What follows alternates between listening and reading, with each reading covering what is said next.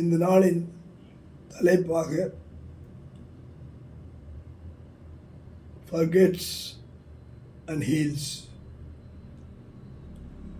ஒரு கிறிஸ்தவனுடைய வாழ்க்கையிலே இயேசுவை ஏற்றுக்கொண்ட மகனுடைய வாழ்க்கையிலே ஒரு வாக்கியம் என்ன என்று சொல்லி பார்க்கும்போது அதை சங்கீதக்காரன் இப்படியாக சொல்லுகிறார். 103 சங்கீதம் 3 வசனத்திலே அவர் அவர் என்று சொல்லும்போது பிதா, குமாரன், பரிசுத்த ஆவியானவர். அவர் உன் அக்கிரமங்களை எல்லாம் மன்னித்து உன் நோய்களை எல்லாம் குணமாக்கி அவர் நாம் சேர்ந்து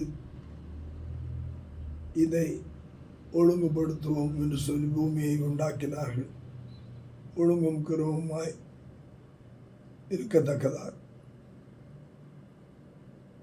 நம்முடைய வாழ்க்கையில் நீடிய வாழ்வு அது தேவனுக்கு பயந்து அவருடைய கற்பனையின்படி நடக்கிற ஒவ்வொருடைய வாழ்க்கையிலும் அவருடைய பிரமாணங்களை விட்டு விலகாமல் இருக்கும்போது அவர் நம்மை கிருபையினாலும் இரக்கங்களினாலும் முடிசூட்டுகிறார்.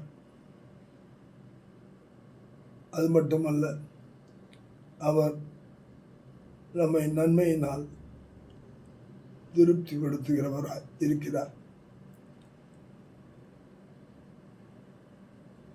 நாம் நீதியை பெற்றவர்களாய் வாழ தேவன் நமக்கு கிருபை செய்வாராக.